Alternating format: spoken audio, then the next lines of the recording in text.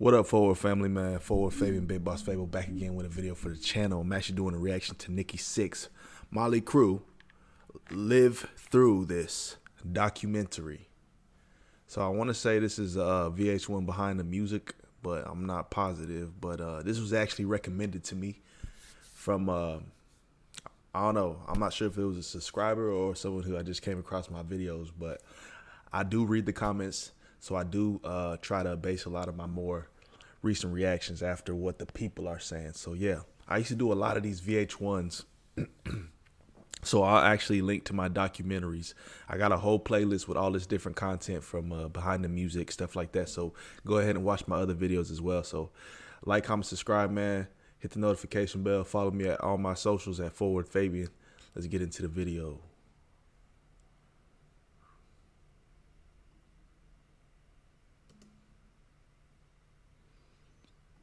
December 22nd,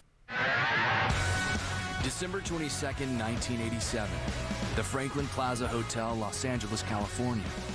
Inside, rock legend Nikki Sixx, bassist and songwriter for Motley Crue, is about to go over the edge. So he says to the dealer, "Fix me." Nicky's a sick guy that is doing these things because he can't help himself. Within seconds, his night of rock and roll, drinking, and drugs comes to a crashing stop. He overdoses. His heart stops beating. When you hit the invisible line, there's no coming back. Nikki had hit that line and was about to cross over it. I don't think this guy's gonna make it. Nikki Sixx was about to die.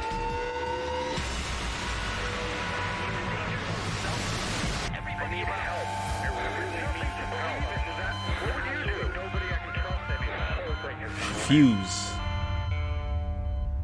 lived through this. So this is his own Fuse documentary. Hollywood, California. It's after midnight, but Nikki Sixx. So a little bit of context, right? I was actually looking through my videos, seeing if I'd actually done a Motley Crue reaction. I'm surprised I haven't. I swore I have. But Motley Crue, American heavy metal band formed in Hollywood, Cali, 1981.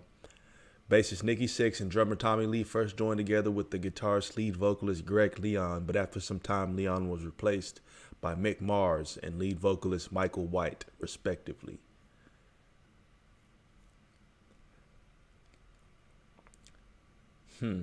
So Nikki Sixx was a member of Sister before going on to form London with his sister bandmate Lizzle Gray prior to forming Motley Crue. So yeah, man, just a little bit of context. I'm sure those who know, but just wanted to kind of hop into that. Surprised I haven't done Motley Crue. I appreciate the recommendation, right? Obviously, just the notoriety and the presence behind the band.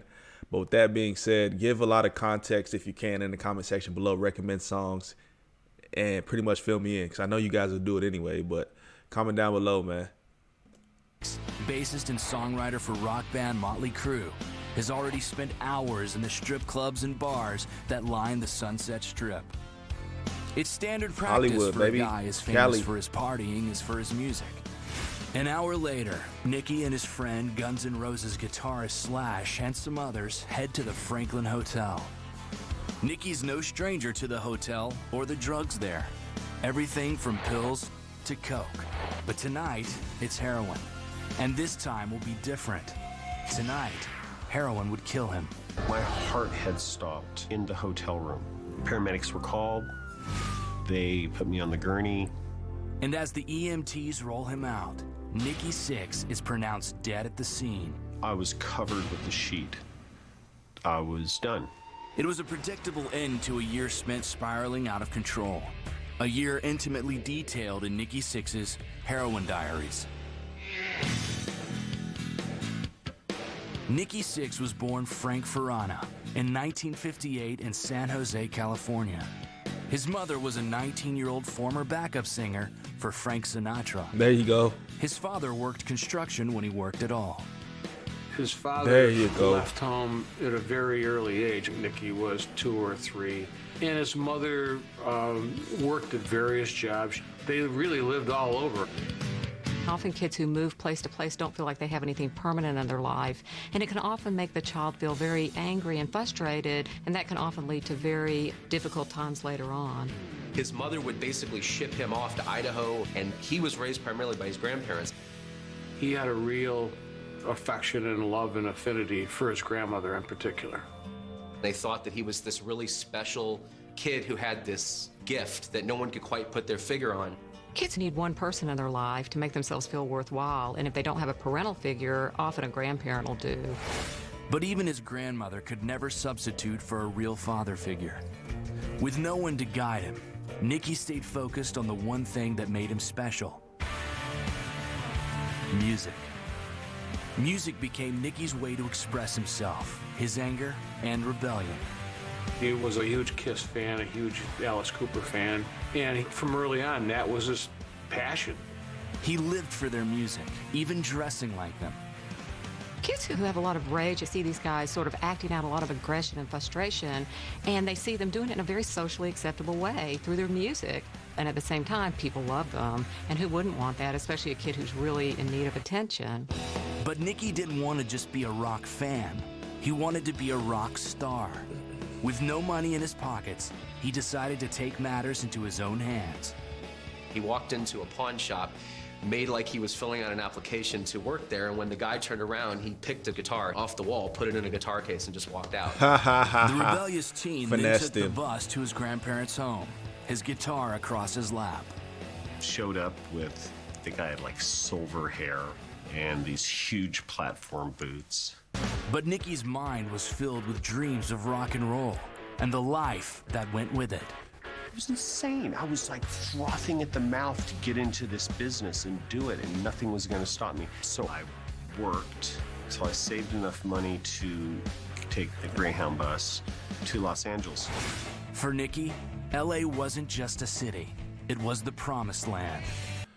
Everybody talk about LA in the sense that, like, would y'all say or agree it's the biggest networking city? I guess place of opportunity. People always talk about you could, like, each and every day something new. You could step outside and always meet a celebrity, or, you know, opportunities created left and right. But just the story of a lot of people who actually made it just booking it to LA, you know. The year was 1979. It happens. And Hollywood and the Sunset Strip were a seedy rock and roll paradise. These bands lived in a very low-life way. They were sleeping on the couches of every whore on the Sunset Strip and getting the requisite diseases. And it's like there were greater errors in music, but never were there more crabs in rock and roll. Nikki fell into the scene like he was born to it. He slept in derelict houses and abandoned cars, living on the streets and working crap jobs to get by. It didn't matter, because at night, there was rock and roll. I started playing in bands, auditioning for bands. I was in a band called London. We were right in the middle of the punk rock movement. We were very pop, glam. London quickly built up a strong following in the seedy clubs off the Sunset Strip. It was his first real taste of the dream, but it wasn't enough. London wasn't Nikki's music or Nikki's vision. That So my wasn't wife his got me vibe. this weird new kitchen knife as a Christmas. Like the video, man. Comment down below. Vision.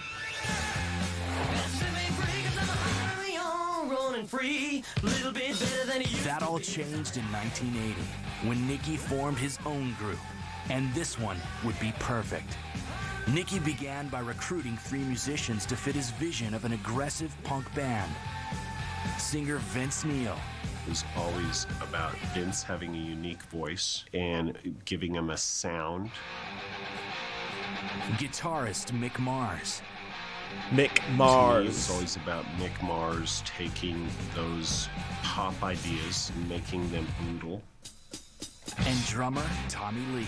It was always about Tommy being a really solid rhythm machine, and that was a band.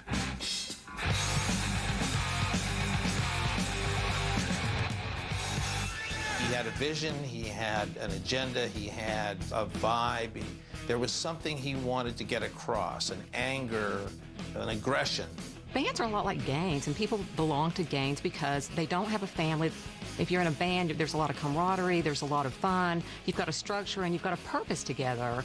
With his ideal band assembled, Nicky's lifelong vision of rock and roll fame was on the edge of coming true. There's something about the four of us that creates some weird energy. I don't know what it is. With their wild look and aggressive sound, Nicky's band, the newly formed Motley Crue, started to rock their way into the clubs on the Sunset Strip. There, in the unhinged 80s club scene, Nicky would find women, fame, and money. But he would also find that even achieving your wildest dreams might not be enough. I had a dream to become a rock star. Sometimes they say, be careful what you wish for. And I got it. I woke up a drug addict.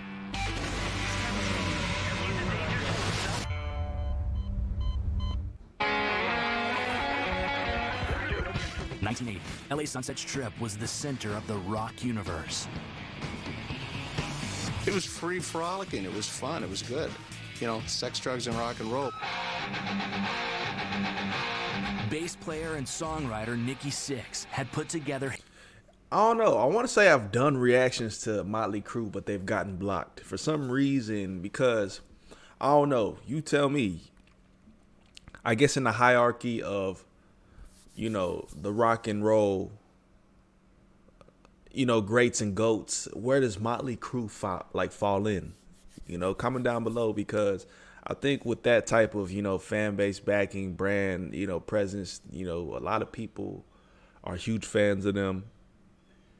And they probably are like the ideal band or group that people probably do reactions and content based on. So I don't know.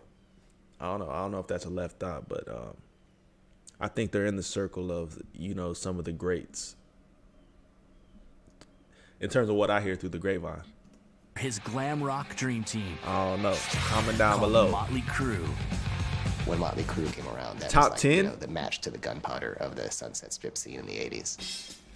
Like Nicky, the band was part punk, part glam, part metal, part rock, and all attitude. There was punk rock over here, and there was us. We kind of didn't fit, but we did fit. And you'd look at the audience, and it was half punk rockers, half glamours. It was fresh for these kids.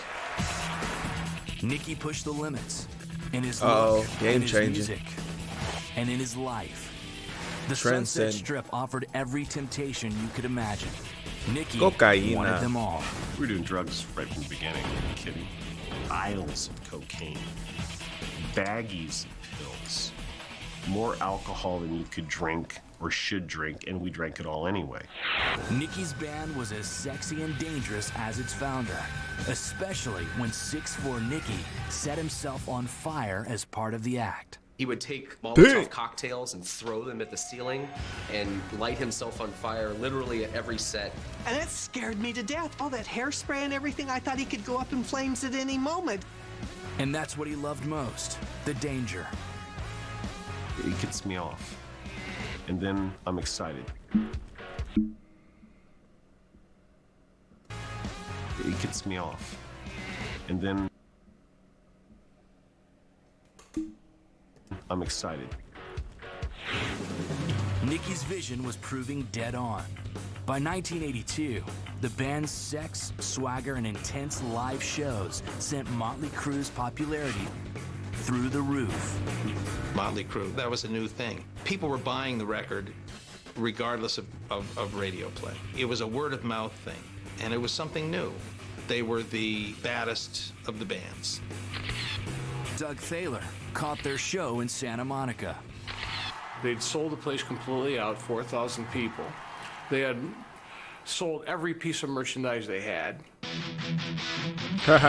And what I saw on the stage that night was absolutely a hit act, right from the get-go. Elektra Records took a chance and signed them.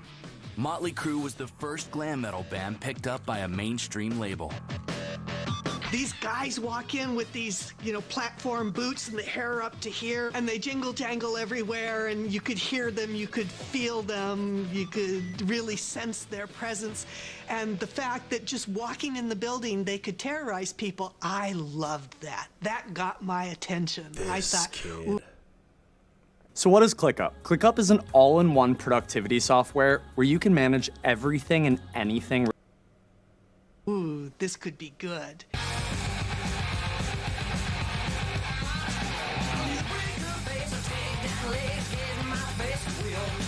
In August 1982, Nikki's writing on the song Livewire propelled the band's first album, Too Fast for Love, into cult status. When the Crüe came aboard with that album, man, it rocked. Run free, a little bit better than it used to be. I mean, this thing just blasted off.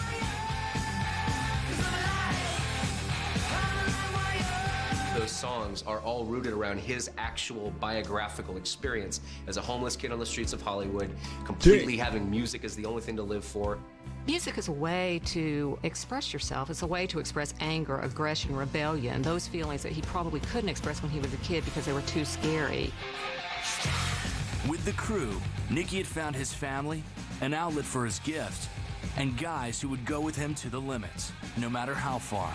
He has always known exactly where he was going. He had all the records all planned out. He had the titles. He practically had the album art all together in his mind. He had a complete and detailed vision. It was really his concept, his look. He came up with what the music was going to be.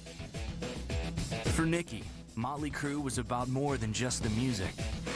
It was a 24/7 lifestyle. Alcohol and drugs were also constant, especially for Nikki and Tommy Lee. Nervous theater managers began to call them the Toxic Twins. People who are rebellious, they often hook up together.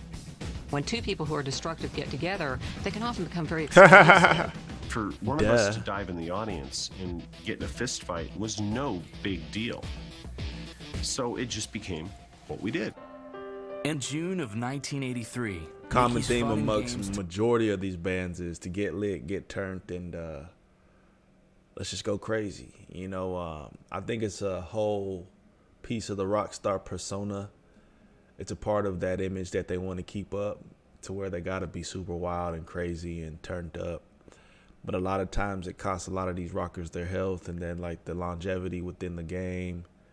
A lot of business opportunity, credibility, a lot of things they lose tied into it.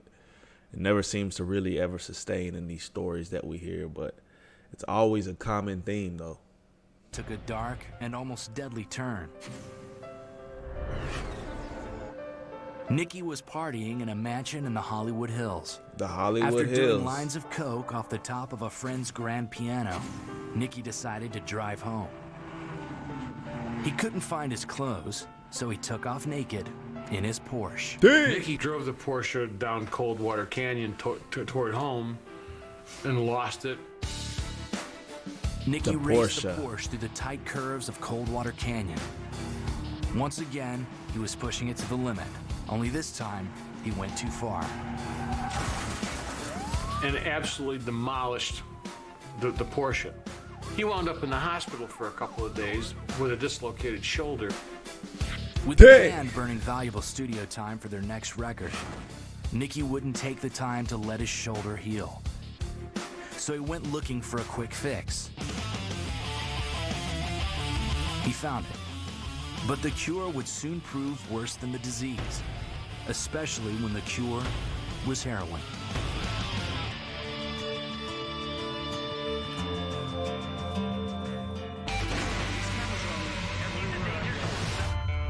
Whole nother level, whole nother level.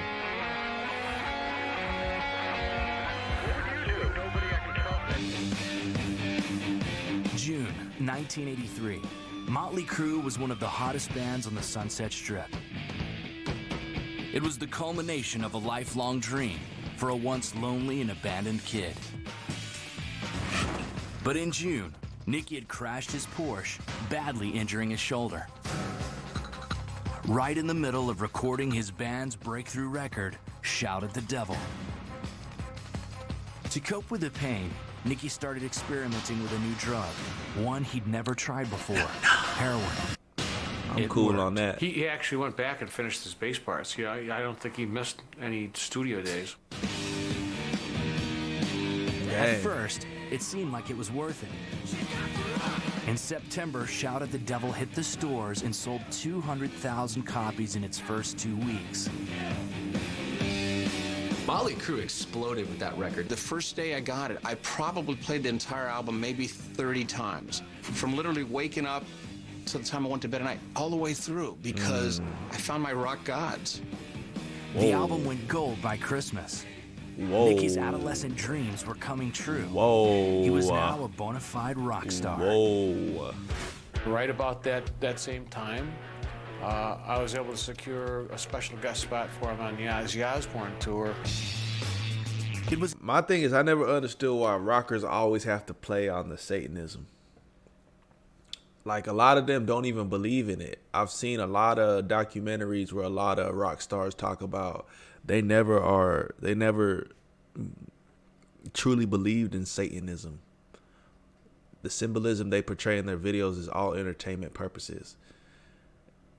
And but for what? I don't understand why they always have to take it to that extent just to get a rise out of the crowd or the audience. I just think it's unnecessary, you know what I mean? But comment down below y'all's perspective on that. I mean, I know that some bands may truly believe in that. There may be some, but I just heard or seen, you know, a lot of other stories, you know, and off top I can't even name them, but to where they never truly championed that. It was just all for entertainment perspective. It was a huge break for the band, but under Ozzy Osbourne's influence, Nikki's debauchery I ramped can't speak even for higher. Ozzy. You know what I'm They saying? would have drug dealers following them around, cocaine dealers that would follow their buses around. And of course, the girls. There were girls everywhere, backstage, in hotels, on the bus, willing to do whatever he wanted. I gotta tell you, it was fantastic. I don't apologize for one destroyed hotel, any broken hearts, destroyed cars. We ingested, injected, and destroyed everything in our path. And it was just amazing. He that said we survived amazing. it. This guy. Oh, that he Ozzy survived. and Nikki even competed to see who could be the most twisted. I'm not sure what Nikki's deed was, but Ozzy's rejoinder was to get down on the pool tarmac and snort some live ants.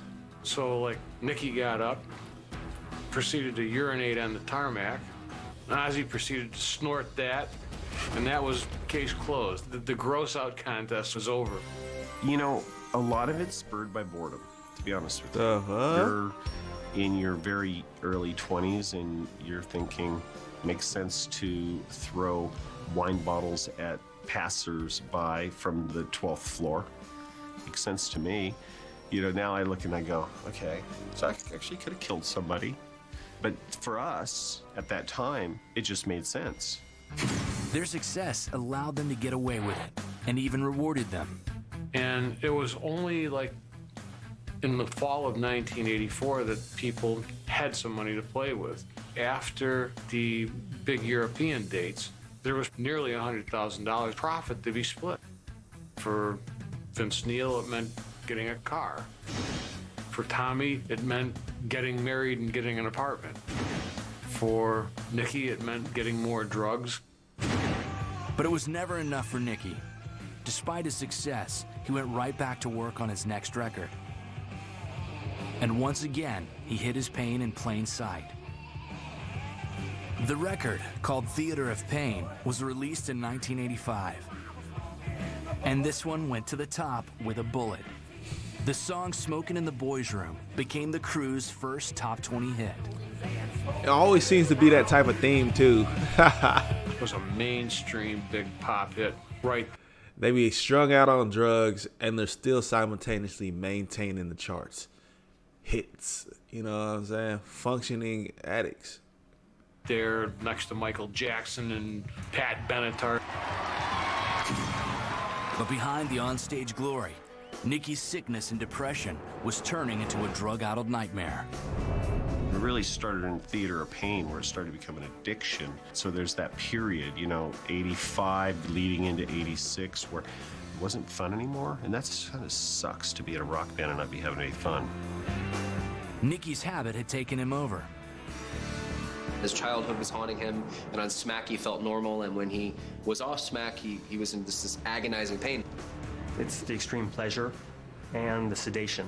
And then because of the great feeling, people go back and they want more.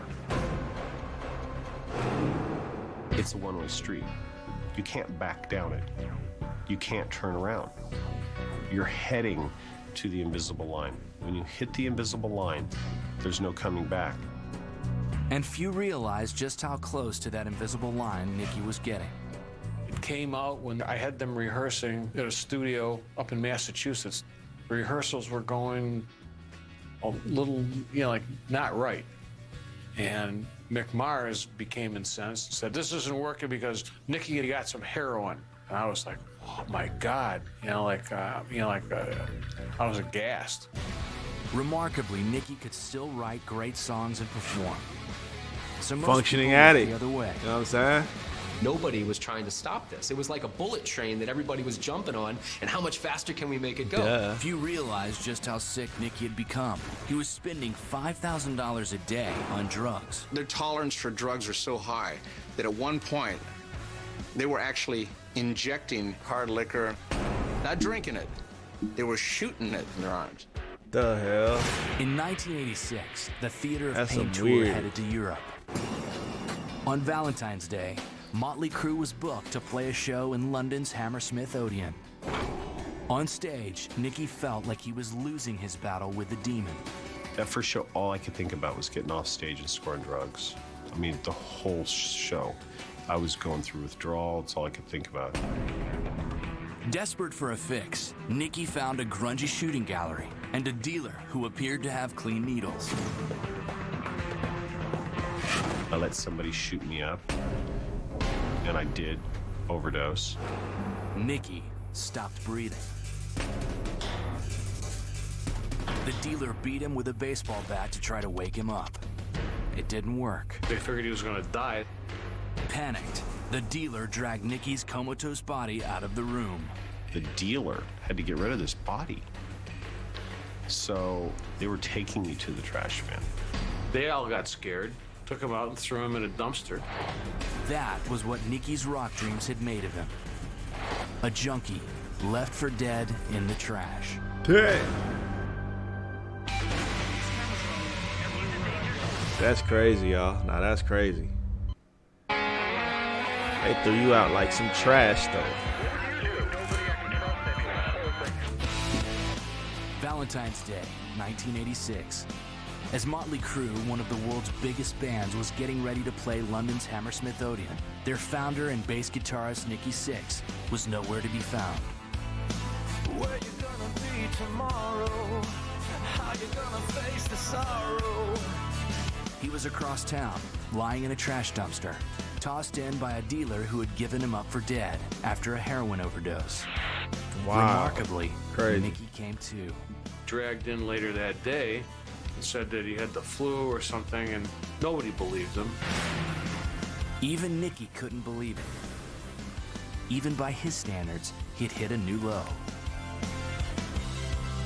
There's a difference in experimenting and partying and having fun in Animal House and debauchery and then just straight up addiction. And as he was finding out, heroin was different. Alcohol, acid, cocaine, they were just affairs, he said. When I met heroin, it was true love. Nikki was hooked. He was shooting up several times a day. Heroin, scoring it and shooting it, became all he could think about. It's all about just trying to get through the day at that point. Nikki wasn't a rock star. He was a junkie. Hey, this is the last hoodie you're ever going to need to buy. Bearskin tactical hoodie. Bearskin. Bearskin hoodie. What makes it a tactical?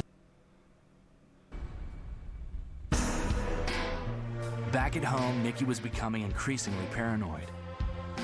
Most days were spent alone, holed up in the Van Nuys mansion he called Heroin Hill.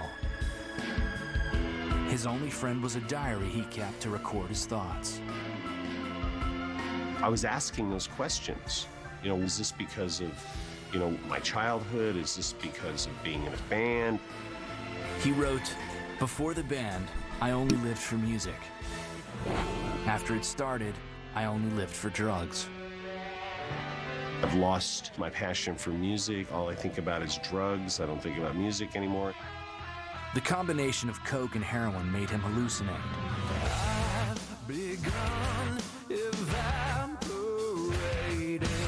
When things got really weird, he hid in the closet, surrounding himself with his diary, his drugs, and a gun. It was very difficult to keep him on the phone for more than a minute or two. He'd say, "Wait a minute, there's Mexicans with guns and they're climbing over the wall. I gotta go." And just when he felt he had hit the bottom fell out. Bruh lost it, bro. Bruh lost it. At that point, I don't even know how you'd even be functioning, you know, being on the road, doing shows and stuff like that. But I don't know. At that point, you just need to go straight to rehab. It seemed like you snapped. You've literally snapped. You know, but it's crazy how a lot of these guys get into the industry and they're just great artists and musicians. And then, like, the introduction to the lifestyle in Hollywood takes over.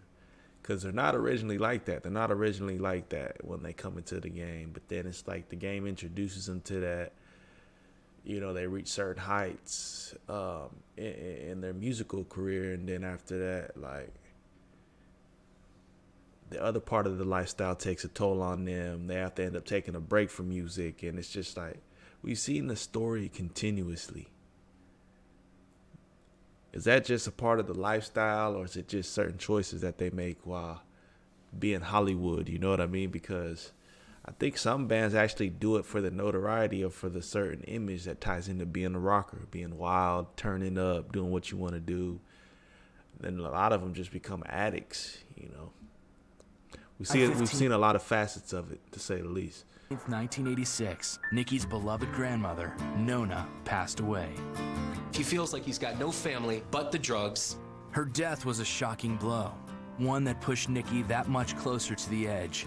In fact, heroin had so much control over Nikki, he couldn't even pay his final respects. He can't even go to the funeral because he's so strung out and so screwed up by that point. Personally, he doesn't want to deal with any of it. But he still managed to deal with being a rock star.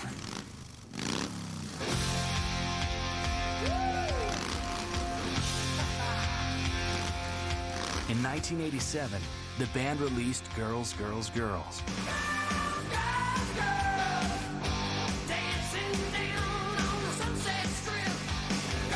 It was the biggest Motley Crue hit so far, and it took Nikki and his problems around the world. That's a heater. Banger. December 22nd, 1987.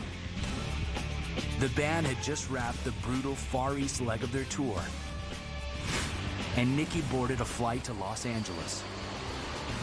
Before Nikki's plane had even touched down, he'd arranged to score some heroin. I'd called my dealer and had a limo pick him up, and he met me at the airport. I shot up. I dropped him off. I went home. A quick shower, and he headed out to meet some friends. Went and picked up Slash. We got high. Then we went out. I think we were at the Cat House in Hollywood. And we went back to the Franklin Plaza Suites. Nikki'd come a long way since he first hit Hollywood. No more squats or junk cars to sleep in. Now he partied at expensive hotels with the most famous people in music. Slash was living there at the time, his girlfriend, and a few bands were all staying there. And we'd found this dealer. After a long night of cocaine, This fool just be alcohol, doing and drugs pills, all night. Nikki was too wasted to shoot up, but not too That's their wasted definition to of want more party. heroin. Slash, at this point, is passed out on a couch drunk. Nikki Sixx says to the heroin dealer, "Fix me, shoot me up." The dealer shot him up. The drug coursed into Nikki's veins. But his system, already flooded with liquor, pills, and heroin from his meeting at the airport, shut down. Too much heroin depresses the respiratory center, so one stops breathing. And that ultimately leads to cardiac arrest. Nikki slipped into a coma. His heart stopped. Within minutes, he turned blue. He was dying.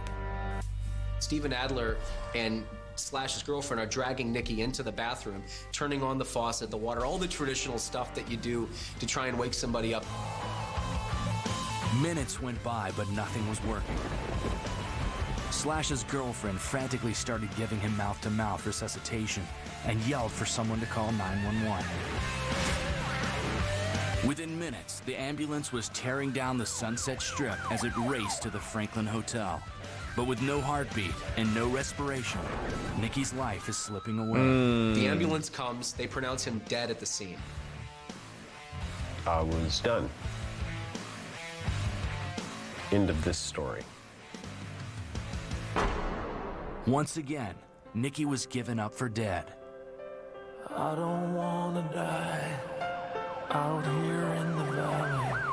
As the ambulance raced towards Cedars-Sinai Hospital, fate took a strange turn. Cedars-Sinai. One of the paramedics, a Motley Crue fan, refused to give up on him. He ripped off Nikki's shirt and plunged in a needle. They gave me 2 shots of adrenaline. That sort of just shocks the heart. And if anything's going to get it started, that will. It did. Nikki's heart started beating again. I was dead 2 minutes, and they brought me back. You can't quit until you try. You can't live until you die. It's all about timing. If you get to the person right after the heart stopped, you could bring them back to life. Nikki Sixx had cheated death again. But the news had already hit the streets. By this point, Vince Neil's limo driver has already called Vince to tell him that Nikki Sixx has died. Doctors Crazy. detoxed and stabilized Nikki. The next morning, he came to. I mean, heard funny things about Cedars-Sinai Hospital, y'all. It's crazy, but there's a lot of stories of people who got like emergency rushed to that hospital, ended up dying. You know, it's kind of notarized, like for being a hospital to where you don't want to go when you're in critical condition. Still dazed and confused, he tore out all the needles and tubes and walked out wearing only his pants. I pulled the tubes out of my arms and escape because I'm insane. Peace. At that point. I mean, isn't that what addicts do? He didn't realize that the whole world thought he was dead. The entire city of Los Angeles thinks Nikki Sixx is dead. And I went to the parking lot and there was 2 girls out there crying. And I knocked on their window and scared the hell out of them because it had already started to spread that I was dead. And I asked for a ride home. As they dropped him off, the girls made him promise he wouldn't do drugs again. And then he shoots up, he said, the biggest load of heroin he'd ever shot before in his life. I wanted to show how bad it can get. He escaped just to do more heroin. Not a boy. Makes no sense. December 23rd, 1987. Motley Crue's Nikki Sixx had overdosed on heroin for a second time the night before. He was alive, thanks only to an EMT who was a Motley Crue fan, and 2 shots of adrenaline. As doctors feverishly worked to keep him alive, word was spreading that the rock star had finally gone over the edge. Returning home, he changed the message on his answering machine. He did record a new voicemail like saying, "Hi, this is Nikki. I'm sorry I can't come to the phone. I'm dead." Everybody gets high. Everybody gets low. He certainly looked dead. Nikki had lost over 40 pounds and wrote in his diary, "The scabs on my arms are festering with infection. I can't breathe from all the blow and I can't seem to get drunk anymore. I'm at the edge. I feel like I'm standing at death's door and no one will let me in."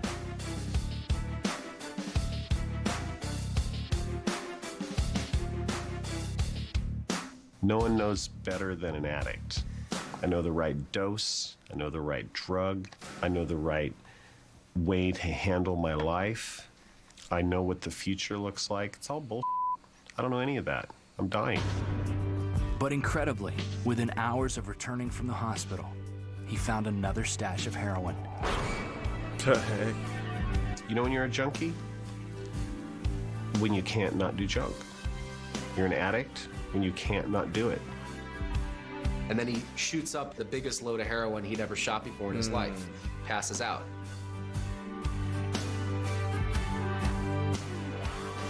Nikki had come a long way from his lonely childhood in small-town Idaho. He'd lived on the streets of Hollywood, chasing a dream of rock and roll.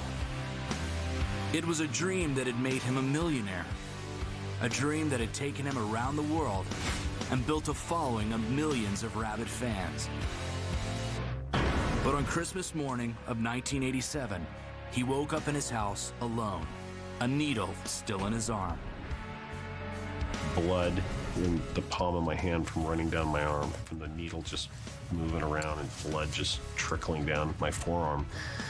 And it was like, this has to end differently. And that was it. Nikki Sixx had finally bottomed out. I don't wanna die.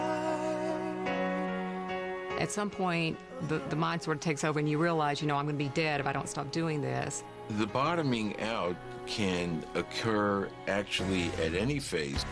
Somebody can get up the next morning, the last straw, be shaking and be like, man, very anxious, and realize I got to do something about it now. But Nikki had tried to kick before. It was live or die at that point, and I think, I literally probably scared the hell out of me. For a guy who was heading straight towards the brick wall with his foot all the way down, somehow had the fear of God put in him. It wasn't like Nicky's a bad boy, he got drunk last night. Nicky's a bad boy, did heroin last night. No, Nicky's a sick guy that is doing these things because he can't help himself. But his managers could. They canceled the upcoming European tour and gave Nikki an ultimatum. And we said, that's it. We're done with this. You guys, straighten up, clean up, and get out of here. It was all over. Nikki had moved from Heroin House into a place appropriately called Hidden Hills and quit cold turkey. Heroin's the hardest thing in the world to get off of. When you quit cold turkey, you go through a horrible withdrawal, vomiting, restlessness, insomnia. It's a horrible experience, and people liken it to feeling like they're going to die. The death kind of gave him a will to live again that he hadn't had before. I wake up in the morning and it comes back to you. You got hella kids For now. a year, Nikki struggled to stay off drugs and adjust to life sober. It was harder than anything he could have imagined. During his addiction, heroin had taken over every single part of his reality. He started to discover life without being screwed up all the time. I remember Nikki saying to me, this is new. I didn't even know how to go to sleep. I know how to pass out. Learning how to be social, learning how to be human, learning how to be non-rock god-like, that was work. Learning to live again was one thing. But after a year of brutal recovery, one big question remained. Would he still be able to rock?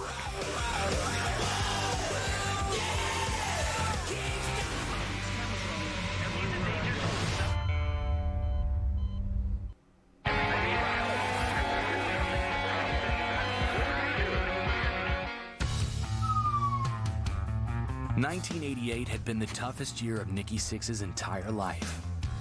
He had quit heroin and spent a year in agonizing recovery. He looked Now geeked he in that clean. picture. But could a sober Nikki still be a rock star? It's in his blood. Nikki soon found out. In September 1989, Dr. Feelgood was released. It was Motley Crue's best-selling album ever, hitting #1 on the Billboard chart and going platinum. Pilot Institute is educating the next generation. That's wild. Biggest selling album. That's crazy though. Almost immediately, Nikki's Kickstart My Heart drew on firsthand experience. Kickstart My Heart is as adrenaline-soaked and as powerful and as gut-wrenching as anything that they had done. It's one of the greatest rock songs ever. The entire tour was done sober. The band is dangerous. The best I've ever heard the band was when everybody was firing on all cylinders. Way more dangerous than we're intoxicated. The band was brutal. I think that, you know, that just shows, you know, how good it can get. Yeah. So I'm saying, I've been blessed to be able to survive an addiction, to be able to come through the other side of it. So Nikki decided to give something back. He established an arts and music program, Running Wild in the Night, for runaway kids at Covenant House, a homeless center in Los Angeles. Learning how to record music, learning how to play an instrument, learning how to paint, learning how to act. And it's been wonderful because it gives people just one more reason to stick. And if they stick long enough and they get it, the percentage of survival is so much higher. He is a role model for our kids. He's been there, and our youth look at him and say, if Nikki did it, I can do it too. If people can look at me and say, wow, that guy can do it, and he had similar experiences to us, then, you know, that's all I can ask for. Then, in 2003, Nikki rediscovered the diaries he kept while in the depths of his addiction. This is, I had overdosed in London exactly a year earlier, Valentine's Day 1986. We had played Hammersmith Odeon, and the second we left the stage, I caught a taxi with Andy McCoy of Mahloy Rocks. He took me to a heroin apartment in a real shabby neighborhood. I was drunk, and I remember I was impressed that the dealer had clean needles, and he offered to shoot me up. I let him. Big mistake. Well, just look at yourself. Can you see where you are? I've kept diaries for a long time, but when I actually found those diaries after 20 years, I was like, you know, how did I get there? It, to me, was confirmation that I had dealt with a lot of the things that had driven me to addiction. It was a tough decision, but Nikki decided the diaries could help others avoid the trap he fell into. He was right. The resulting book, The Heroin Diaries, A Year in the Life of a Shattered Rock Star, became a New York Times bestseller, and it remained on the list for 4 months. It takes a lot of guts to put out a book like Heroin Diaries. I can't believe he went through what he went through. I never thought I'd see the day when Nikki would become the spokesperson for rehabilitation. And just like when he was a kid leaving Idaho, Nikki's found himself drawn back to his passion, music. With friends DJ Ashba and James Michael, Nikki formed a new band, 6 a.m. Their first project was the Heroin Diaries soundtrack. A single from the record, Life is Beautiful, popped at number 2 on the rock radio charts.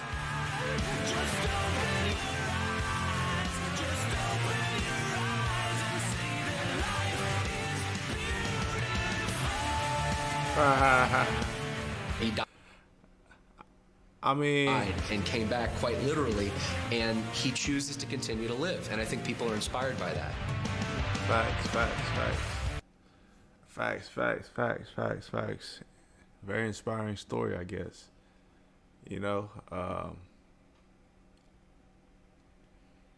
very inspiring story for sure. Yeah, it's crazy to think that you know, you could die and then come back and then continue to binge, continue to indulge, end up clean. Wild story. There's a lot of people. I think even Slash has got a similar story though, you know. So I'm not sure if he died, but I know he was addicted. But anyways, man. I know Nicky's there for a lot of other artists who call him up and need, somebody who understands what they're going through. He's a good dad, even outside his own family. Why would I not give back for someone who's received so much? The Heroin Diaries, the book, or the soundtrack, the new band 6 a.m., Motley Crue. I mean, I have everything that I ever wanted. It's like a fairy tale. Just open your eyes, just open your eyes and see that life is beautiful. Tomorrow on Talking Metal. Hard. Nikki Sixx, Motley Crue, lived through this. Dude died, came back to life, came back harder, stronger. Let me know y'all's thoughts on this one. Much love to who had recommended this one. If you have additional recommendations as far as documentaries you want to see me do a reaction to, man, comment down below. The documentary gave a lot of context to Motley Crue, so I like that aspect to it. I think I need to obviously tune into some Motley Crue stuff. So if y'all have recommendations for content y'all want to see me do, comment down below, man. Peace, love, prosperity. We'll catch y'all next time. We out.